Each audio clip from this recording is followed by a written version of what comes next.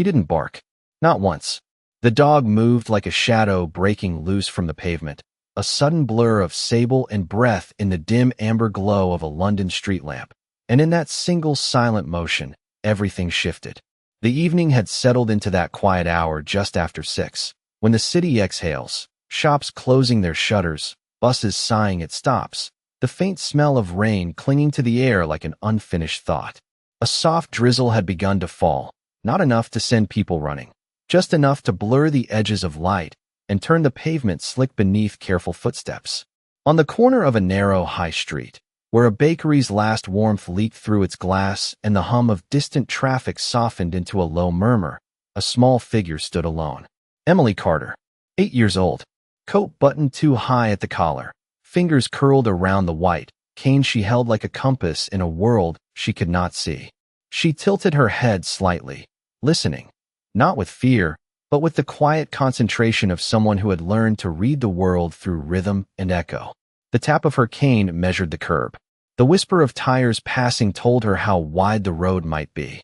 Somewhere behind her, a bell chimed faintly as a shop door closed, and she smiled, just a little, as if the sound itself had greeted her by name.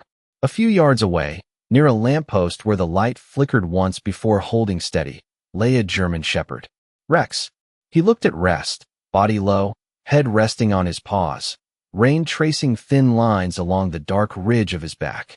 To most, he would have seemed like any other dog waiting for someone who had stepped inside a shop.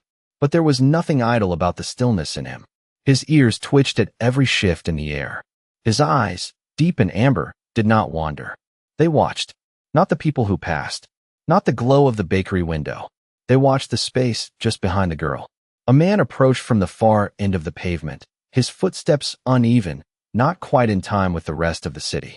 He slowed as he drew closer, adjusting his coat with a small, deliberate movement, as though deciding something without words. To anyone else it might have looked ordinary, a stranger navigating the same narrow stretch of pavement. But Rex's gaze did not soften. It sharpened. The dog's chest rose once, slow and controlled, as if measuring the distance not in yards, but in seconds. Emily shifted her weight, unaware, turning her face slightly toward the sound of those approaching steps. "Excuse me," the man said, his voice low, almost gentle, the kind of tone people used when they wanted to be trusted. Emily's smile returned, polite and open. "I'm just waiting for the crossing," she replied, her voice light, steady. She tapped her cane once more against the curb, confirming what she already knew. The man stepped closer. Too close. Rex's body tensed, though he did not rise. Not yet. The rain grew a touch heavier, dotting the pavement with soft, scattered taps. A bus passed at the far end of the road, its headlights smearing into long streaks of white against the wet asphalt. For a moment, the world narrowed to the small space between the girl and the man. "Let me help you," he offered, extending a hand she could not see. Emily hesitated, just briefly, not out of fear, but because something in the air had shifted, so slight it might have been missed by anyone who relied on sight alone. Rex rose, not abruptly, not with noise, just a smooth, deliberate lift from stillness into motion, his paws silent against the slick ground. His eyes did not leave the man's arm, not his face, not his voice, his arm, the fabric of the sleeve, the way it moved differently from the rest of him, a detail so small it hid in plain sight. The man took another step forward.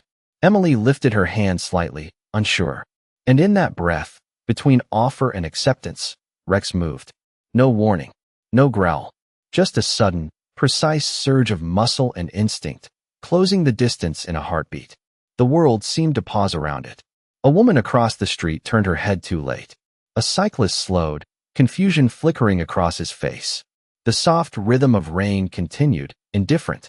Rex placed himself between them, his body a barrier drawn without permission, his presence firm but controlled, as if he had stepped into a line no one else could see. Emily startled, her hand hovering in the air. "It's all right," the man said quickly, a note of strain threading through the calm. But Rex did not move back. He stood there, silent, unyielding, his breath steady, his eyes fixed with a certainty that did not need explanation. For a moment, no one understood. Not the girl, not the man, not the passers-by who began to slow, drawn by the sudden stillness that had replaced the ordinary flow of the street. It looked like interruption, like confusion, like a dog that had overstepped. But Rex did not waver. Because some dangers do not announce themselves. They do not shout. They do not run. They arrive quietly, dressed in kindness, carried in a voice that sounds safe. And sometimes, the only one who sees them is the one who does not need eyes at all. The air changed before anyone spoke, a subtle tightening that pressed against the skin like the moment before a storm chooses its direction. And for those watching it unfold, confusion came first, not understanding, not yet. Just that uneasy pause where instinct begins to whisper, but the mind has not caught up. And Emily felt it in the way the space around her seemed to hold its breath.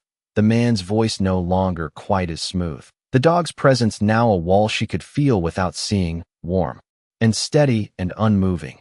And she lowered her hand slowly, uncertain, her fingers brushing against the coarse edge of Rex's fur, a contact that grounded her more than any explanation could have. While across the pavement a woman drew closer, her shoes clicking softly against the wet stone. "Is everything all right here?" she asked, her tone cautious, not accusing. "Not yet," and the man shifted his weight, a small movement that did not escape Rex's eyes. "Just helping her cross," he replied, too. Quickly, as though the words had been prepared in advance, and Rex did not growl, did not bare his teeth. He simply remained exactly where he was, his body angled with quiet precision, his gaze still locked not on the man's face, but on the sleeve of his coat, watching that one detail as if the entire truth of the moment lived there. And the rain continued its gentle fall, tapping softly against umbrellas now opening in cautious curiosity, a cyclist slowing to a near stop, a shopkeeper leaning slightly out of a doorway, drawn by something he could not yet name, and Emily swallowed, her voice small but steady. "He does not usually do this," she said, her hand resting lightly on Rex's back, feeling the tension in him, the way his muscles held like coiled rope beneath his fur, ready but restrained. And for a second the man hesitated, just a flicker, barely there, but enough for the silence to deepen, enough for the woman beside them to notice the way his arm remained slightly angled away from his body, unnatural in its stillness, as if protecting something rather than simply existing. And then the faint wail of a siren drifted through the evening, distant at first, then clearer, threading its way through the narrow streets of the city like a quiet promise of order returning. And Rex's ears flicked once, acknowledging the sound without losing focus, and somewhere behind the gathering circle of onlookers, a figure moved with purpose, boots steady against the slick pavement, cutting through the hesitation of the crowd with the kind of calm that does not ask permission. Oliver Hayes had not intended to return so soon. The errand had been simple, a matter of minutes, but something had pulled him back, a sense he had learned long ago to trust. The kind that does not explain itself until it is already too late to ignore. And now he saw them, the shape of Rex, standing firm, the small figure of Emily beside him, the stranger too close, and everything in him sharpened at once. Not panic, not fear, just clarity. He did not run, he did not shout. He closed the distance with measured steps, each one deliberate, his eyes taking in the details the way they had been trained to do, the tension in Rex's stance, the angle of the man's shoulders, the way the crowd held itself at the edge of involvement. And when he reached them, he spoke only one word, quiet, but unmistakable, "Rex," and the dog's ears shifted slightly at the sound, not breaking position, not stepping back, just acknowledging, and Oliver stopped just short of the invisible line Rex had drawn, his gaze moving. To the man, calm but unyielding, "Step back," he said, not loud, not aggressive, simply certain, and for a moment the world seemed to narrow again, the rain softening into a hush, the city holding itself in that fragile balance between misunderstanding and truth, and the man forced a smile, thin now, strained at the edges. "I was only helping," he repeated, but the words no longer carried the same weight, no longer settled easily into the air, and Oliver's eyes did not leave him. "Then you will not mind giving her some space," he replied, his voice steady as stone, and the woman beside them shifted her stance, subtly aligning herself with Oliver without quite realizing it, and the cyclist dismounted fully, standing still now, watching, waiting, and Emily felt the change again, the quiet shift of balance, the way Rex's breathing eased just slightly, not relaxed, not yet, but less coiled, and she whispered, almost to herself. He knew, her fingers pressing a little more firmly into the thick fur beneath her hand, and Oliver heard it. Though he did not respond, his attention still fixed on the man's arm, the sleeve that had not moved quite right from the beginning, the detail that Rex had seen before any of them. And the siren grew louder now, closer, echoing faintly against the buildings, and in that sound there was something else, not resolution, not yet, but the promise of it, the sense that whatever truth lay hidden in this quiet, rain-soaked moment was about to be drawn into the light, not with force, not with noise, but with the same steady inevitability that had guided Rex to step forward when no one else had. And still, through it all, the siren did not rush the moment. It only underlined it, drawing a thin line of sound through the damp evening air as the small circle of strangers held their places like figures caught inside a painting that had not yet decided its ending. And Oliver did not move closer. He did not reach for Rex. He simply stood with that quiet certainty that belonged to men who had learned long ago that timing mattered more than force. And the man in front of him shifted again, just slightly, but this time it was enough for the woman beside them to take a half step back, enough for the cyclist to glance at Oliver with a question forming in his eyes, and enough for Rex's gaze to sharpen into something almost stiller than before, if such a thing were possible, because the dog was no longer reacting. He was waiting, and there is a difference between the two that most people never learn to see. Emily felt it in the way Rex's breathing slowed beneath her hand, steady and grounded, not tense with fear, but anchored in purpose. And she drew a quiet breath of her own, trusting something she could not explain, while the man forced another smile that did not quite reach his eyes. "This is unnecessary," he said, his voice thinner now, stretched by the attention gathering around him. "I was only offering help." And Oliver nodded once, as though he had heard those words many times before in many different places. "Then you will have no trouble stepping away," he replied, calm, unwavering, and the silence that followed was not empty. It was full, heavy with the weight of what had not yet been revealed, the rain softening into a fine mist that clung to coats and hair, blurring the edges of everything except the center of this quiet standstill. And then the police car turned the corner, its lights reflecting in long streaks across the wet pavement, not flashing urgently, not with alarm, but present, steady. A quiet authority that settled into the space without disturbing it. Two officers stepped out, their movements measured, their expressions attentive but not alarmed, and one of them approached, his voice even. "Evening. What seems to be the issue here?" And for a moment no one answered, because no one quite knew how to explain what had happened. Not yet, not without sounding uncertain. And then Oliver spoke, not with accusation, not with urgency, simply with clarity. "My dog stopped him from getting too close to the girl," he said, his hand resting lightly at his side, not pointing, not demanding, just stating what was. And the officer nodded slowly, his gaze moving from Oliver to Rex, then to the man, taking in the positions, the distance, the tension that still lingered in the air like a question, waiting to be answered.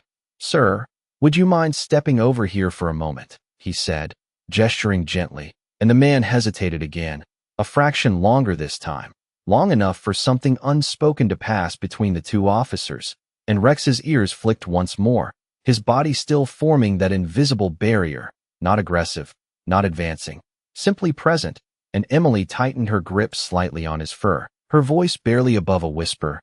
"It is all right," she murmured, though it was not clear whether she was speaking to herself or to the dog, and Oliver heard it, the quiet trust in her tone, and something in his expression softened, just for a second, before returning to focus. The officer waited, patient, not pressing, allowing the moment to unfold on its own terms, and finally the man stepped back, one careful step, then another, as though retreating from something he could not quite name. And in that movement the balance shifted again, subtle but undeniable, the space around Emily widening, the air easing, and Rex did not follow. He did not advance. He simply held his ground until the distance was enough, until the line he had drawn was no longer being tested, and only then did his posture change, not fully relaxed, but less rigid, his weight settling evenly across his paws, his breathing returning to a slow, steady rhythm, and the officer glanced at his colleague, then back at the man, his attention now drawn to the small details, the way the coat sleeve hung, slightly uneven, the way the fabric did not fall naturally, and he stepped closer, polite but firm. "Sir, would you mind if I take a quick look at your arm there?"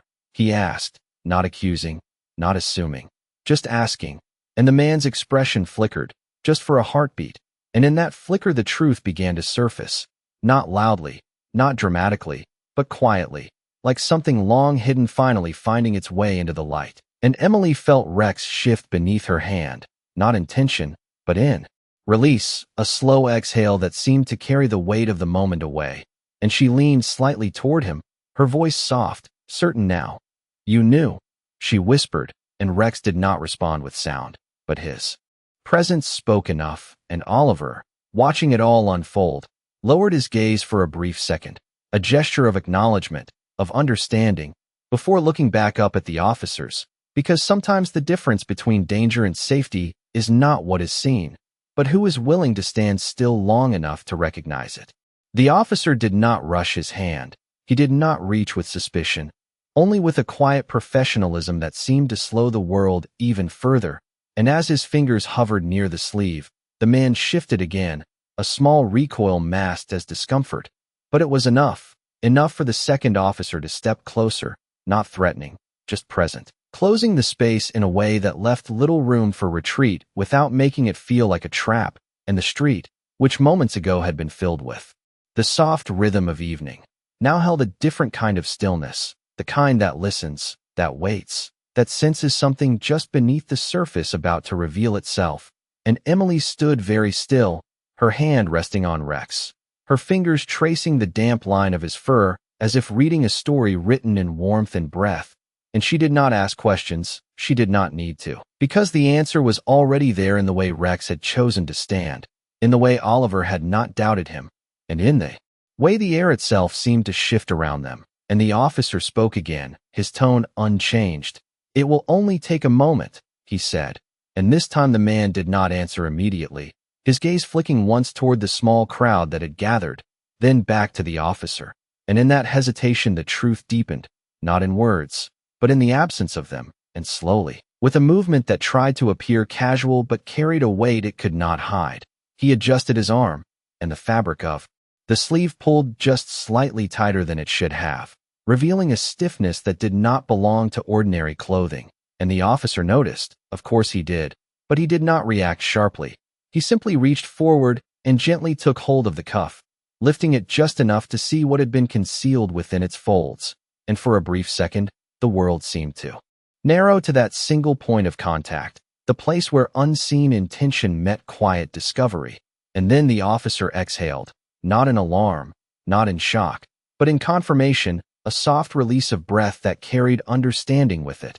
And he glanced at his colleague, a silent exchange passing between them before either spoke, and the second officer nodded once, stepping slightly to the side as if to guide the man away without the need for force, and the crowd, sensing the shift, fell even quieter, the earlier confusion now giving way to something else, something closer to recognition, as if a story they had not yet known they were part of had suddenly revealed its meaning.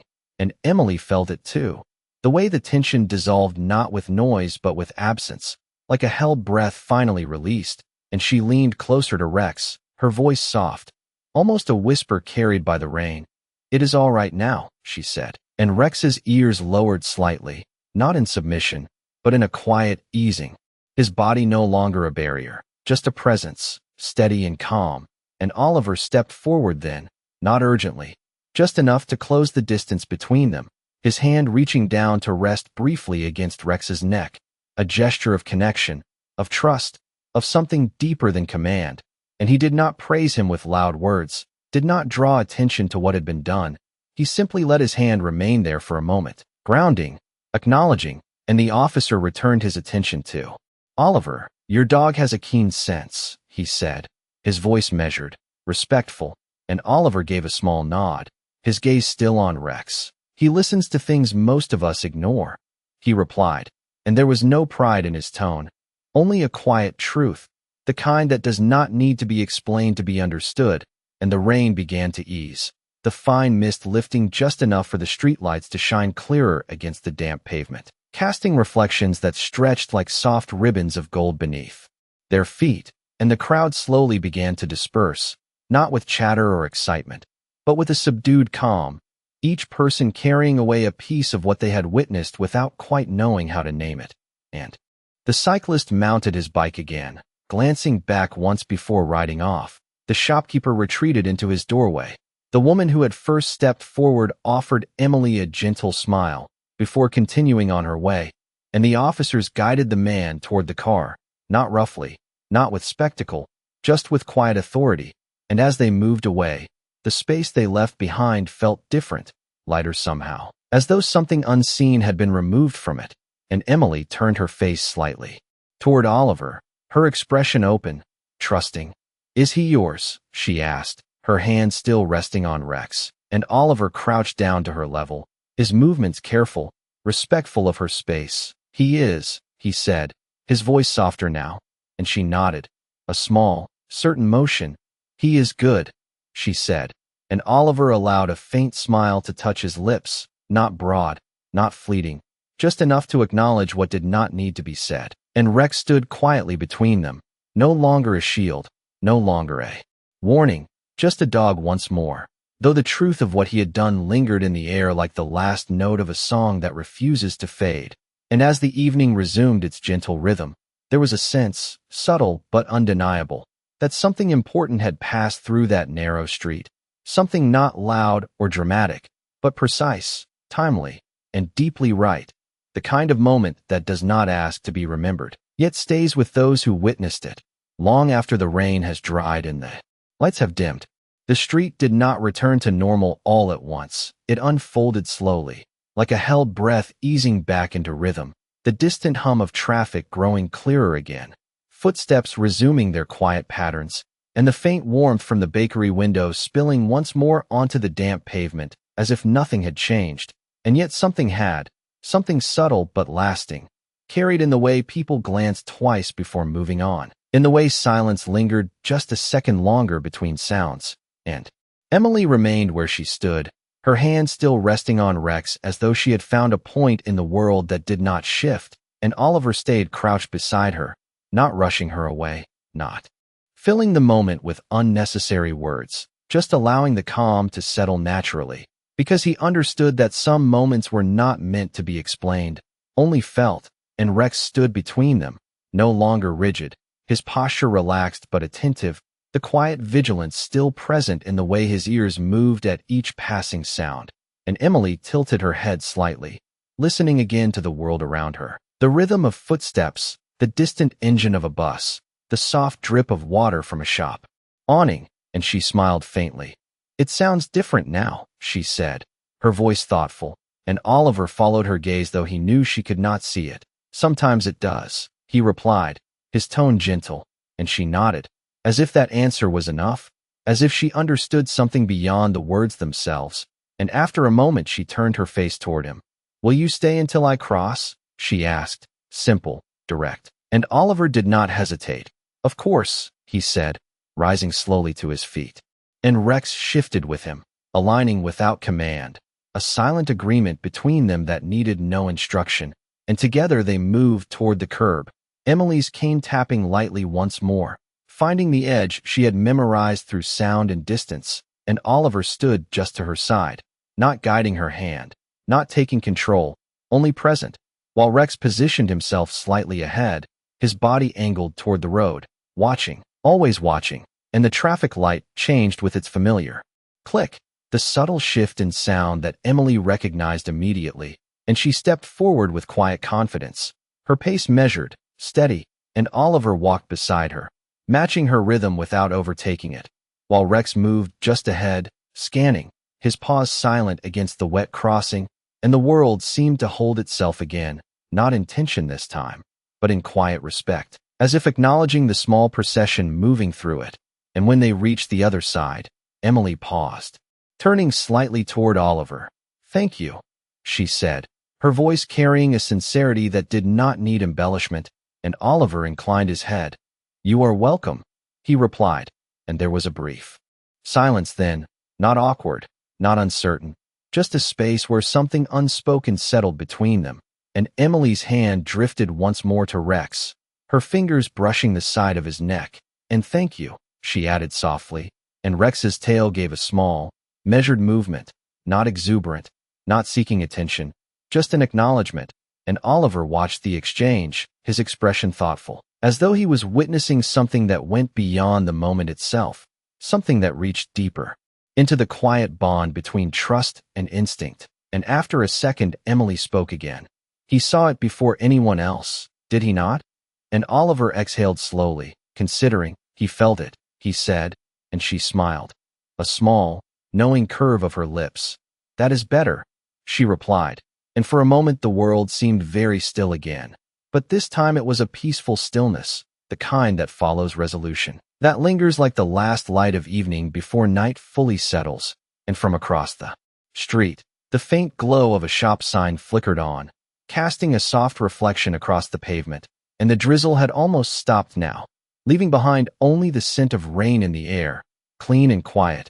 And Oliver straightened, his hand resting briefly on Rex once more. "Do you have someone waiting for you?" he asked, and Emily nodded. "My mother will be at the end of the road," she said, gesturing slightly with her cane. And Oliver glanced in that direction, the line of terraced houses, stretching into the dim light, and he gave a small nod. "Then we will walk you there," he said, not as a question, but as a simple continuation of what had already begun, and Emily accepted without hesitation, stepping forward again with that same steady rhythm, her cane marking each step, and Rex moved with her, his presence constant, his attention never fully relaxing, because some instincts do not switch off. They simply settle into a quieter form, and as they walked, the city resumed around them, the ordinary sounds of evening weaving back into place. Yet for those who had witnessed what had passed, there remained a quiet understanding that sometimes protection does not come with warning, that sometimes it arrives in silence, in a single movement made at the exact moment it is needed, and that trust, once placed, does not require sight to recognize what is true. And in that narrow London street, under the soft glow of returning light, three figures moved forward together, not as strangers anymore, but as something gently connected by a moment that would not ask to be remembered, yet would not easily be forgotten. The pavement grew quieter as they moved away from the crossing, not empty, but softened, as though the city itself was giving them space to continue in their own rhythm. And Emily walked with the same steady cadence, her cane tapping lightly ahead of her, each step measured, each sound interpreted with a quiet confidence that did not need sight to guide it. And Oliver stayed just half a step to her side, never leading, never correcting, only present, while Rex moved slightly ahead, his form cutting a calm path through the dim glow of street lamps, his attention never fully resting, always scanning, always listening, because even when danger had passed, the instinct to guard did not fade. It simply settled into the background like a quiet promise, and the air carried that familiar London scent of damp stone and distant exhaust, softened now by the fading drizzle, and somewhere a door closed gently, the sound echoing briefly before dissolving into the evening, and Emily tilted her head slightly. "It smells like rain is leaving," she said, her voice thoughtful, and Oliver glanced upward, where the clouds had begun to thin, revealing a faint hint of clearer sky beyond. "It is," he replied, and she smiled again, that same small, certain smile that seemed to come not from what she could see, but from what she understood, and they continued along the narrow row of terraced houses, each one lit softly from within, windows glowing with quiet life, the silhouettes of people moving behind curtains, unaware of the moment that had unfolded just streets away. And Rex slowed slightly as they approached a small iron gate at the end of the road, his ears lifting, his attention shifting not with alarm, but recognition, and Emily stopped just before it, her cane tapping once against the low step, confirming what she already sensed, and before she could speak, a voice called softly from beyond the gate, "Emily." And there was relief in it, gentle but unmistakable, and Emily's face brightened at once. "I am here, Mom," she answered, her voice lifting just enough to carry across the short distance. and a woman stepped forward into the soft glow of the porch light. Her coat pulled close against the lingering chill, her expression easing the moment she saw her daughter standing safely at the gate. And then her eyes moved to Oliver, and to Rex, and something unspoken passed through her gaze, a question, a concern, and then a quiet understanding that did not need to be fully explained, and Emily reached out slightly, her hand brushing the gate. "I met someone," she said simply, "and his dog." And the woman opened the gate quickly, stepping forward, her hand finding Emily's shoulder with a gentle firmness that spoke of both habit and care. "Are you all right?" she asked, her voice low, and Emily nodded. "I am," she said, because he was there. And she turned her face slightly toward Rex, her hand extending once more to touch his fur, and the woman followed that gesture, her eyes softening as she took in the dog's calm presence, the quiet steadiness in his stance. And then she looked to Oliver. "Thank you," she said, the words simple, but carrying a weight that went beyond politeness. And Oliver inclined his head slightly. "He did most of it," he replied, his tone even, and the woman allowed a small, grateful smile. "Then thank him for me," she said, and Rex's tail moved once, a slow, measured motion, as if acknowledging the sentiment without needing to respond further, and for a moment they all stood there, the soft light from the porch wrapping around them, the city fading into a distant hum, and Emily spoke again, her voice quieter now, almost reflective. "He knew before anyone else," she said, not as a question, but as a truth she had already accepted, and Oliver looked at Rex, his hand resting briefly against the side of the dog's neck. "He listens in a different way," he said, and Emily nodded, as though that answered everything, and her mother glanced between them, sensing the depth of something she had not witnessed, yet feeling its presence all the same, and she drew Emily a little closer. "Come inside," she said gently, and Emily hesitated for just a second, her hand still on Rex, as though she was reluctant to let go of the connection that had guided her safely home. And then she leaned forward slightly, her voice soft. "Good night," she said, and Rex remained still, his gaze steady, his presence calm. And Oliver gave a quiet nod. "Good night, Emily," he said, and with that, she stepped through the gate, her mother guiding her inside, the door closing softly behind them, leaving the street once more in its quiet evening state. And Oliver remained there for a moment, not moving, his eyes resting on the closed door, as if acknowledging the end of something that had not needed a beginning. And then he exhaled slowly, turning his attention back to Rex, who stood beside him, calm, composed, as though nothing extraordinary had occurred. And Oliver crouched slightly, his hand brushing through the damp fur along Rex's neck. "You saw it," he murmured, not as praise, not as surprise, just as recognition, and Rex's ears shifted slightly at the sound of his voice, his posture relaxing just a fraction more, and the street around them continued its gentle rhythm, the faint glow of streetlights reflecting off the drying pavement, the quiet hum of distant life carrying on as it always did. And after a moment, Oliver straightened, giving Rex a small, almost imperceptible signal, and together they turned to leave, their footsteps soft against the ground, moving back into the ordinary flow of the city, though the echo of what had passed lingered, not in noise or spectacle, but in the quiet understanding that sometimes the difference between harm and safety is not seen, not heard, but simply known, and acted upon without hesitation. The night settled gently over the street as Oliver and Rex walked away, their footsteps blending into the quiet rhythm of the city, and yet something lingered in the air, not tension, not fear, but a memory that had not fully faded, like the echo of a sound that continues long after it has been made. And Rex moved beside Oliver with that same steady presence, his pace unhurried, his gaze calm but never idle, and Oliver glanced down at him briefly, not to check, not to command, but simply to acknowledge, because there are moments when words are unnecessary, when understanding exists in the space between movement and stillness. And the pavement stretched ahead beneath the soft glow of streetlights, each one casting a pool of light that faded into the next, creating a quiet path through the evening.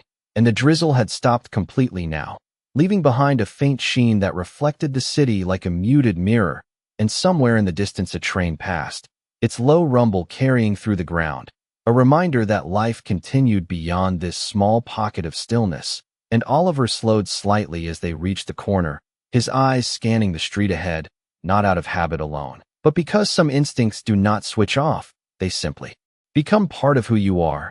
And Rex paused beside him, his ears lifting just a fraction, responding to something unseen, something subtle, and Oliver noticed, of course he did, because he had learned to read those small shifts, the quiet signals that spoke louder than any command. And he followed Rex's gaze for a moment, but the street remained calm, empty save for a distant figure walking under a lamplight. And after a second Rex's posture eased, the tension fading as quietly as it had appeared, and Oliver exhaled softly, almost to himself, still listening. He murmured, and Rex's tail moved once, a slow, measured gesture that seemed less like a response and more like a confirmation. And they continued walking, the city unfolding around them in layers of sound and light, and Oliver's thoughts drifted, not to the event itself, but to the moment before it, to the way Rex had moved without hesitation, without doubt, guided by something that could not be trained, only trusted. And he had seen it before, in places far from this quiet London street, places where the air carried different scents, sharper, heavier, and where the cost of hesitation had been far greater, and he remembered the first time he had learned to trust that instinct, not fully understanding it then, only recognizing its outcome, the quiet precision of it, the way it always came at the exact moment it was needed. And now, standing in the calm aftermath of something that could have been otherwise, he felt that same quiet certainty settle in his chest. Not relief, not pride, just recognition. And Rex walked on, unaware of the weight of what had passed, or perhaps simply unaffected by it, because for him it had not been extraordinary. It had been necessary, and necessity does not ask for acknowledgement. It simply exists. And as they turned onto a wider street, the sound of passing cars grew clearer, tires whispering against the damp road, headlights cutting through the soft darkness, and Oliver paused again, this time not because of Rex, but because of himself, because something in the moment asked for stillness. And he looked back once, down the road they had come from, toward the faint outline of the houses where Emmeline now stood safe inside. And for a second the city seemed to narrow into that single point of memory, and then it widened again, returning to its usual rhythm, and Oliver turned forward, his hand brushing lightly against Rex's back, a gesture that carried more meaning than any spoken word. And Rex leaned slightly into the touch before straightening again, his focus returning to the path ahead. And they moved on together, not as heroes, not as something set apart, but as part of the quiet fabric of the city, woven into its ordinary moments in a way that would never be fully seen, and yet would always be there, in the unseen spaces between what happens and what almost does. And as they disappeared further into the evening, the street behind them settled completely, the lights steady, the air calm, and the only trace of what had occurred remained in the subtle shift of something intangible, a reminder that sometimes protection does not arrive with noise or warning, but with a single, silent step taken at exactly the right time. And in that step, lives can change without ever realizing how close the night carried them forward, but it did not erase what had been set into motion, because some moments do not end when the scene changes. They continue quietly, unfolding in places unseen, and a few streets away, under the soft hum of fluorescent lights and the low murmur of a police station settling into its evening routine. The earlier stillness had followed, not as tension, but as something waiting to be understood, and the officers who had been present now moved with the same calm precision they had shown on the street, their voices low, their actions measured, not rushed, not dramatic, because what had been discovered did not require spectacle, only clarity. And the man sat quietly, his earlier composure replaced not with resistance, but with a kind of quiet absence, as though the certainty he had carried before had slipped away the moment it was seen, truly seen. And the sleeve that had drawn Rex's attention now lay still, its hidden detail no longer concealed, not dangerous in its presence alone, but in its intent, in the quiet purpose it had carried before being interrupted. And one officer leaned back slightly, exhaling through his nose, not in frustration, but in reflection. "It was the dog," he said, more to himself than anyone else, and his colleague gave a small nod. He saw what we did not. He replied, and for a moment neither spoke further, because there are times when explanation feels smaller than the truth itself. And outside, the city continued, unaware of the small shift that had taken place within its quiet streets, unaware of how close something had come to changing the shape of an ordinary evening. And back on those same streets, Oliver and Rex had already disappeared into the rhythm of it all, their presence no longer marked by attention, just another pair moving through the soft glow of lamplight. And Rex's pace had settled into something even, unhurried, his earlier focus now softened, though never gone. Because what had guided him was not something that switched on and off, it was something constant, a quiet awareness that lived beneath every step. And Oliver walked beside him, his hands relaxed at his sides, his shoulders no longer carrying the subtle tension of watchfulness. And yet his mind did not drift far, because he understood the weight of what had passed, not in fear, not in speculation, but in recognition, the kind that comes from having stood at the edge of moments before, moments where one decision, one movement, changes everything without announcing itself. And he thought of Emily, of the way she had stood there, unaware of what had approached, and yet completely aware of what had protected her. And something about that stayed with him, not as concern, but as something quieter, something that settled deeper. And Rex slowed slightly as they reached a small park bordered by iron railings. The gates still open, though the space beyond lay mostly empty, the grass dark under the dim light, the paths glistening faintly where the rain had passed. And Oliver paused, glancing toward it, and without a word, Rex turned slightly, stepping inside as if guided by an unspoken agreement, and they moved along the path together, the city noise softening at the edges, replaced by the gentle rustle of leaves and the distant call of something unseen in the trees. And Oliver stopped near a bench, lowering himself slowly, his elbows resting loosely on his knees, and Rex stood beside him for a moment before settling at his feet, his body folding into the quiet with ease. And for a while, neither moved, neither spoke, because silence, in moments like this, was not empty, it was full, carrying everything that had not needed to be said. And Oliver reached down, his hand resting on Rex's back, feeling the steady rise and fall of his breathing, grounding, familiar. And he spoke softly, not as a command, not as praise, but as something closer to acknowledgement. "You do not hesitate," he murmured, and Rex's ear flicked slightly at the sound, his head lifting just enough to meet Oliver's gaze. And in that brief exchange there was no need for more, because understanding had already been given and accepted. And the park remained still around them, the faint light from the street casting long shadows through the railings, the air carrying that fresh, clean scent that follows rain.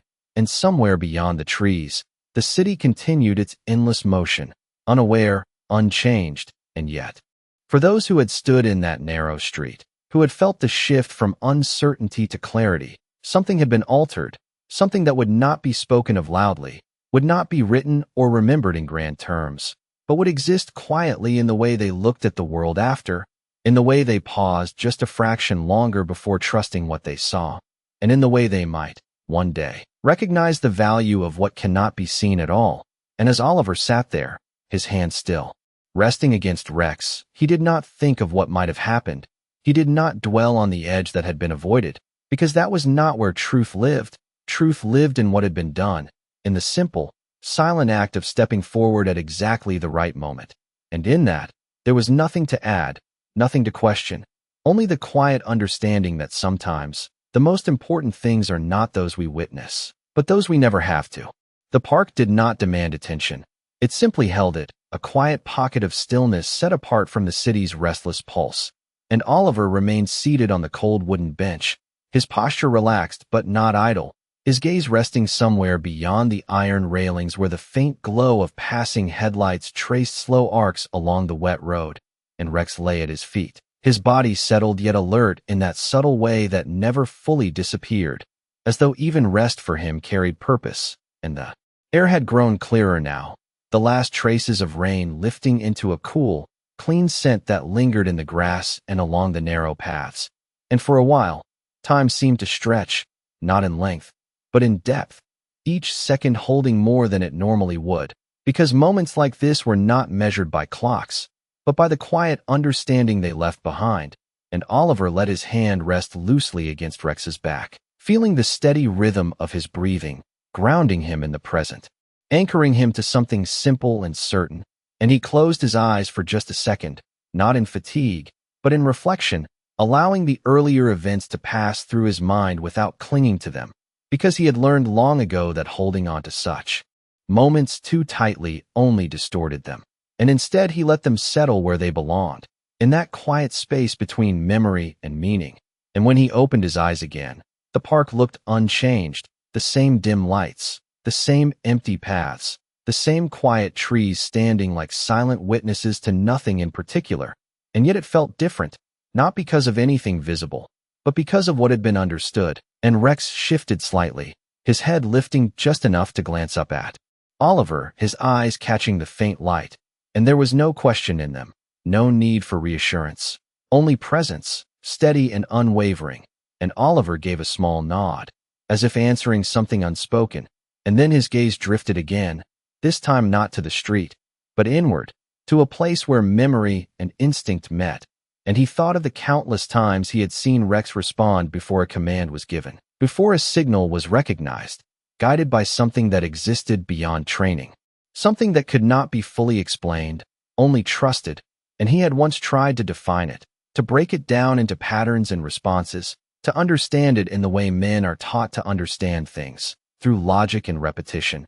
But over time he had realized that some things resist explanation not because they are unclear, but because they are complete in themselves, and Rex was one of those things. His instincts not a mystery to be solved, but a truth to be accepted, and Oliver exhaled. Slowly, the breath leaving him in a quiet release, and he leaned back slightly, his shoulders easing as the last of the tension he had not noticed began to fade, and the city beyond the park carried on, its distant sounds weaving together into a soft, continuous hum, neither intrusive nor absent, just there, like the background of a life that does not pause for any one moment. And Rex lowered his head again, his body settling fully this time, though his ears still moved faintly at each distant sound, and Oliver watched him for a moment, the quiet strength in that simple presence, and he spoke softly, almost as if continuing a thought that had not been spoken aloud. You do not need to understand it, do you? And Rex did not respond with movement, but there was something in the stillness that answered all the same, and Oliver allowed a faint smile to touch his lips, not broad, not fleeting, just enough to acknowledge what did not need to be said, and after a while, he pushed himself to his feet, the bench creaking softly beneath the shift, and Rex rose immediately, not with urgency, but with readiness, his body aligning with Oliver's movement as naturally as breath follows thought, and together they moved toward the gate, the iron bars casting long, thin shadows across the path, and as they stepped back onto the pavement, the city greeted them once more, unchanged in its motion, indifferent to what had passed, and yet carrying it all the same, in the quiet spaces between its noise, and Oliver paused for just a second, his gaze lifting down the street, and he thought again of Emily, of the way she had trusted without seeing, of the way she had understood without needing proof. And something about that stayed with him, not as a question, but as an answer he had not realized he needed, and he turned to Rex, his hand brushing lightly along the dog's side. "Come on," he said, his voice steady, and Rex stepped forward beside him, their pace even, their presence unremarkable to those who passed, and they disappeared into the flow of the evening, leaving behind only the faint echo of something that had been prevented, something that had not needed to happen to be understood. And as the night deepened and the city lights burned a little brighter against the dark, there remained a quiet truth, carried not in words or actions, but in the simple, silent certainty that sometimes what protects us is not what we see coming, but what steps in before we ever have the chance to notice. The city did not remember them, not in the way people remember names or faces, but in the quieter way it holds moments within its rhythm, absorbed into the endless flow of footsteps and light. And Oliver walked on with Rex at his side, their pace steady, their presence unremarkable, just another man and his dog moving through the layered pulse of London at night. And yet for Oliver, the evening had not closed.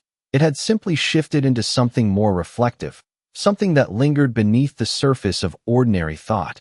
And as they moved along the pavement, past rows of dim shop fronts and the occasional glow of late-open cafes, he found himself noticing details he might otherwise have overlooked.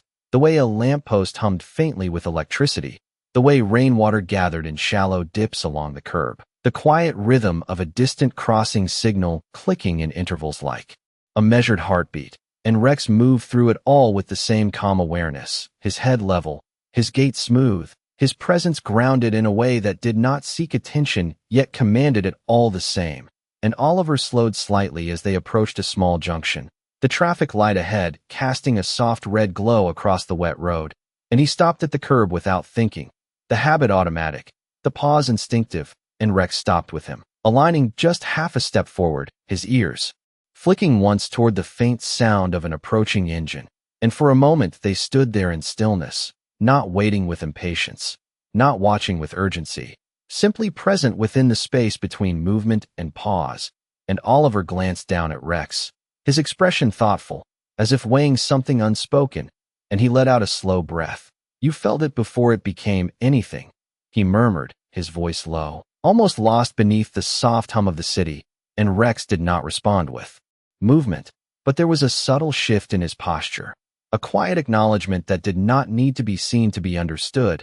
And the light changed with a soft click, the red giving way to green, and Oliver stepped forward, crossing at an even pace, Rex moving alongside him with the same quiet precision. And as they reached the other side, the rhythm of walking resumed, steady, unbroken, yet carrying with it something deeper than before. And Oliver's thoughts drifted again, not to the danger that had been avoided, but to the moment of decision, that single instant when Rex had moved without hesitation, without waiting for confirmation, guided by something that existed beyond command or instruction. And he had seen men hesitate in moments far less uncertain, had seen doubt take hold where clarity was needed. And yet here, in the quiet of an ordinary street, a dog had acted with a certainty that required no explanation. And Oliver found himself considering that, not as a comparison, but as a quiet truth, that sometimes the purest form of understanding is not taught, but carried, embedded in instinct, refined through trust. And he glanced down again, his hand brushing lightly against Rex's shoulder as they walked, a simple contact that spoke more than any praise could. And Rex leaned slightly into it before continuing forward, his attention already shifting to the path ahead. And the city opened up around them as they moved into a broader avenue, the buildings taller, the lights brighter, reflections stretching across the damp pavement like elongated shadows of gold and white. And people passed by in small clusters, their conversations low, their movements unhurried, unaware of the quiet weight carried within the simple act of walking beside them. And Oliver continued on, his pace unchanged, his posture relaxed. Yet within him there was a subtle shift, not visible, not spoken, but present, a deeper recognition of something he had always known, but perhaps never fully acknowledged, that protection does not always come from strength alone, nor from training or preparation, but from a willingness to act when action is needed, without waiting for certainty to catch up. And Rex embodied that in a way that could not be measured or explained, only witnessed and accepted. And as they reached the far end of the avenue, where the street narrowed again into quieter residential rows, Oliver slowed once more, his gaze drifting briefly to the sky above, where the clouds had parted just enough to reveal a faint scattering of stars, dim against the city's glow but present all the same. And he stood there for a moment, not searching, not thinking, simply allowing the stillness to settle. And Rex paused beside him, his body calm, his presence steady. And in that shared silence, there was no need to revisit what had happened, no need to define it or give it shape, because its meaning had already settled where it belonged, in the quiet understanding that sometimes the most important moments are those that pass without recognition, those that leave no mark except the absence of what might have been. And Oliver lowered his gaze again, his hand resting briefly on Rex's back. "We keep moving," he said softly, not as a command, but as a reflection of what always came next. And Rex stepped forward at once, their path continuing into the dimly lit street ahead, the city closing gently around them, carrying their footsteps into its endless rhythm, where moments begin and end without notice, and yet some remain, not in memory alone, but in the way they shape the quiet decisions that follow. Long after the night has the street narrowed further as they moved on, the city gradually softening into quieter rows of houses where lights spilled gently from curtained windows, and the rhythm of passing traffic faded into something more distant, more subdued, and Oliver slowed his pace without fully realizing it, not from fatigue, but from the way the evening had settled into him, the way it had shifted something subtle, yet lasting beneath the surface of his thoughts.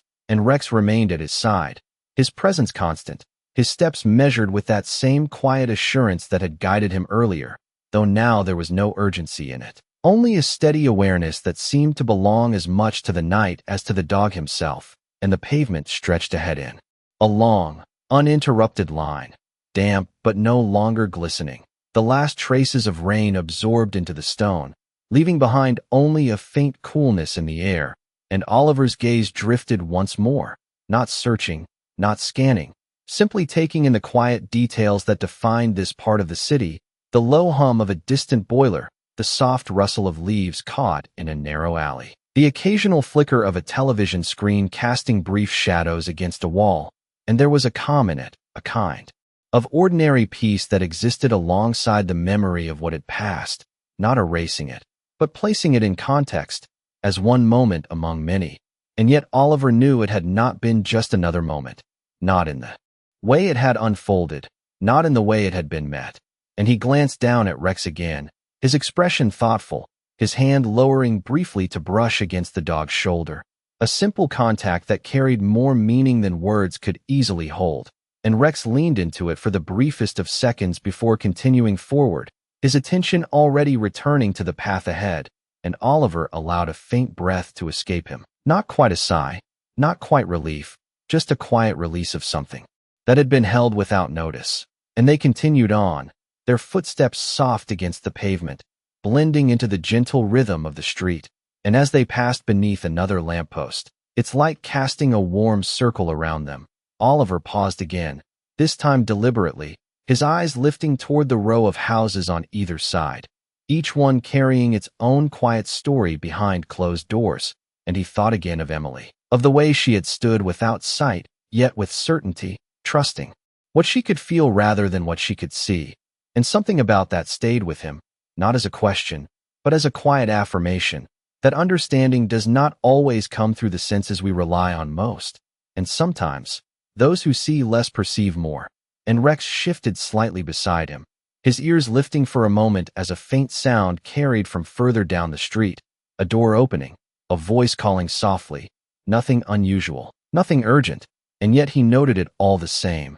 And Oliver noticed the shift in turn, not reacting, not questioning, simply acknowledging, because that was the nature of their connection, not one of constant command, but of shared awareness. And after a moment, Rex's posture eased again, the sound passing without significance, and Oliver nodded faintly, as if confirming what had already been understood, and they moved on once more, the night unfolding quietly around them. And as they reached the end of the street, where it opened onto a small square lined with bare trees and a low stone wall, Oliver slowed again, his steps coming to a gentle stop, and Rex mirrored the movement instantly, standing beside him with that same calm readiness. And for a moment, neither moved, neither spoke, the silence between them carrying a depth that did not require words. And Oliver looked out across the square, the faint outline of benches and pathways barely visible under the soft glow of distant lights, and he felt something settle within him,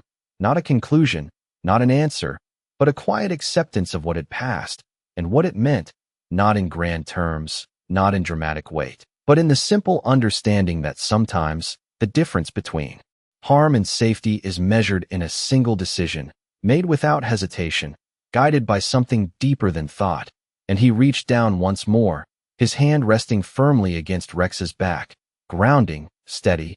"You trust it," he said softly, not asking, not expecting a response, just speaking the truth as he saw it. And Rex remained still, his presence unwavering, his silence answering in the only way it needed to. And Oliver allowed a faint smile to form, brief but genuine, and then he straightened, his posture easing as he drew a quiet breath, the cool night air filling his lungs, and he turned slightly, his gaze returning to the path ahead, because there was always a path ahead, always another street, another moment, another quiet decision waiting to be made, and he gave a small nod, more to himself than to Rex, and then he stepped forward once more, their movement resuming in that same steady rhythm, carrying them deeper into the quiet folds of the city where the lights dimmed and the world softened, and where moments like the one they had passed through would not be seen, would not be spoken of, but would remain all the same, shaping the unseen edges of what comes next, in ways that only those who have stood at such moments can truly understand. The square lay quiet beneath the dim wash of street light, its empty benches and bare trees holding a stillness that felt almost deliberate, as if the city, for a brief moment, had chosen to step aside and leave this space untouched, and Oliver stood there with Rex beside him, neither in a hurry to move, neither needing to fill the silence that had settled between them, because some silences do not ask to be broken, they simply exist, carrying meaning in their absence of sound, and the cool air pressed gently against his face, clean after the rain, carrying faint traces of earth and stone, and somewhere beyond the square a distant clock struck the hour, its chimes soft but clear, marking time without urgency, without insistence, and Oliver listened to it, not counting, not measuring, just acknowledging its presence, the way he had learned to acknowledge so many things that did not need interpretation, only awareness. And Rex shifted slightly, his paws adjusting against the pavement as he settled more comfortably beside him, his posture relaxed yet never careless, his ears still attuned to the quiet movements of the night, and Oliver glanced down at him, his expression thoughtful, as though something within him had finally reached a point of quiet understanding, and he lowered himself slowly onto the edge of the low stone wall, his hands resting loosely on his knees, his gaze drifting once more across the empty square, and for a moment, nothing moved, nothing changed, and yet everything felt complete, not because of what had happened, but because of what had not, because of the absence that now existed where something else might have been, and that absence carried its own weight, its own quiet significance, and Oliver found himself thinking not of the moment itself, but of the pattern it revealed, the quiet thread that ran through so many of the things he had witnessed over the years, moments where instinct stepped in before reason had time to catch up, where action preceded explanation, and where the outcome mattered far more than the understanding of how it had come to be.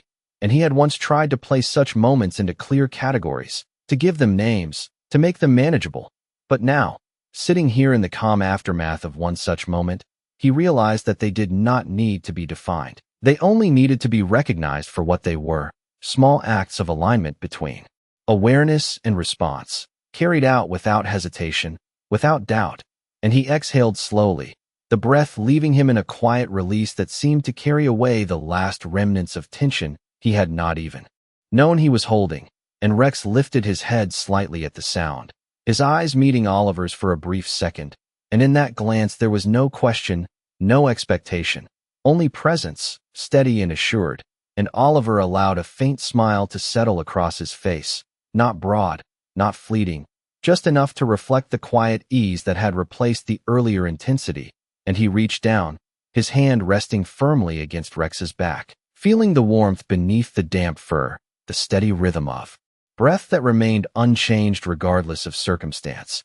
And he spoke softly, not as a command, not as praise, but as something closer to a simple truth. You do not need to see it to know.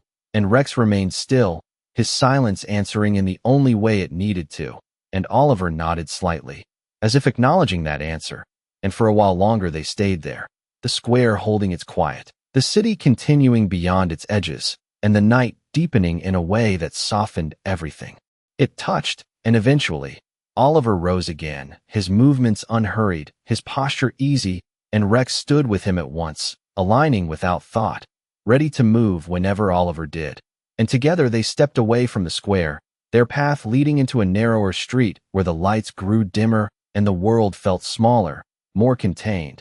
And as they walked, Oliver did not look back, not because there was nothing to see, but because there was nothing left to resolve. The moment had already found its place, settled into the quiet fabric of memory without demanding to be revisited, and ahead of them, the street stretched on, lined with modest homes and quiet doorways, each one holding its own unseen stories, its own small moments of stillness and change, and Oliver moved through it with the same steady rhythm, his steps neither quick nor slow, simply certain, and Rex remained at his side, his presence unchanged, his awareness constant, and as they continued, the city seemed to close gently around them once more, the sounds softening, the lights dimming, the world returning to its usual balance.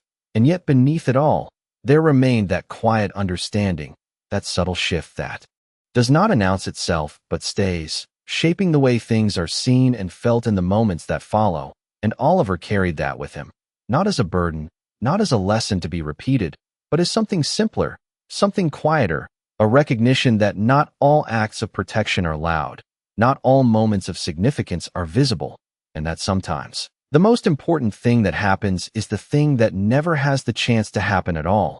And as they walked on into the deeper quiet of the night, their footsteps fading into the soft rhythm of the street, there was no need to mark the end of anything.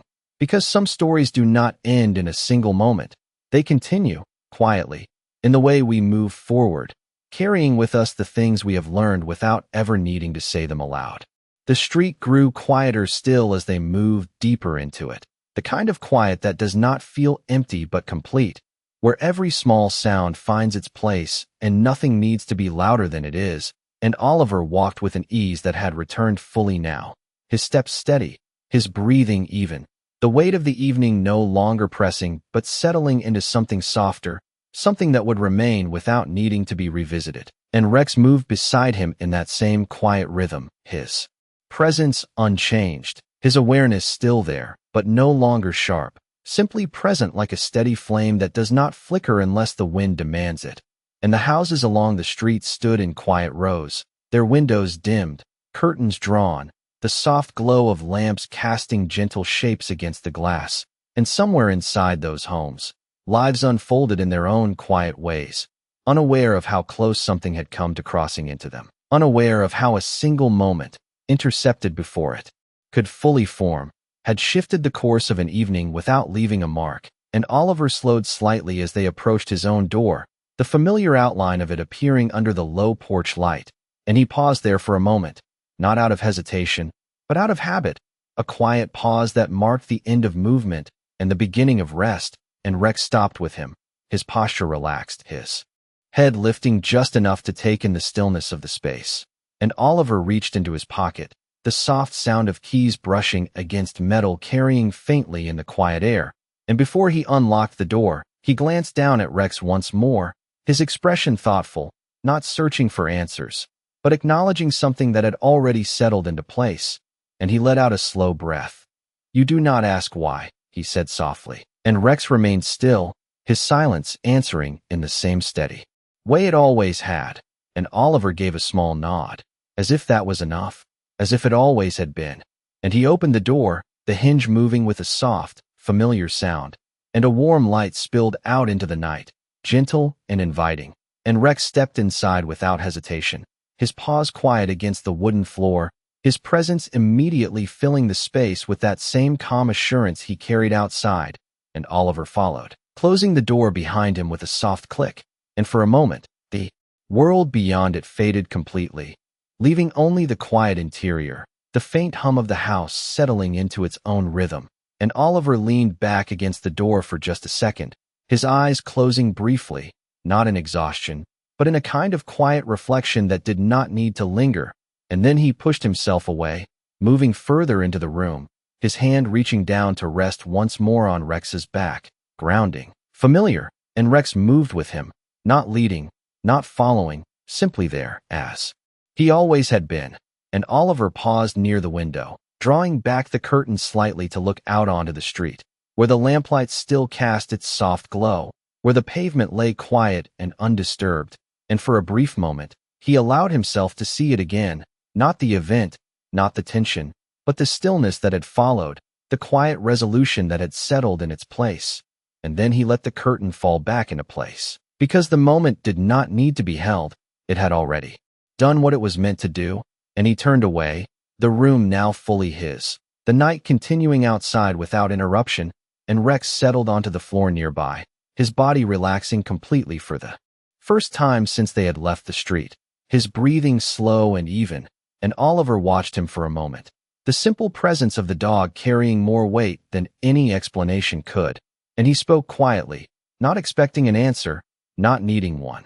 Some things do not need to be seen to be real, and Rex remained still, his silence once again the only response required, and Oliver allowed a faint smile to form, brief but genuine, before turning off the light, the room falling into a soft darkness that matched the calm outside. And as he moved further into the quiet of his home, there was nothing left to resolve, nothing left to question, only the quiet understanding that had settled into place, that sometimes the smallest act of awareness, the simplest movement made without hesitation, can hold back something that would otherwise change everything, and that such moments do not ask to be remembered. They simply become part of the unseen structure that keeps the world as it is, steady, balanced, and quietly protected. And in that stillness, as the night deepened and the city continued its endless rhythm beyond the walls, there remained a single, gentle truth, not spoken, not written, but felt in the quiet space between thought and breath, that sometimes what saves us is not what we notice, but what notices for us.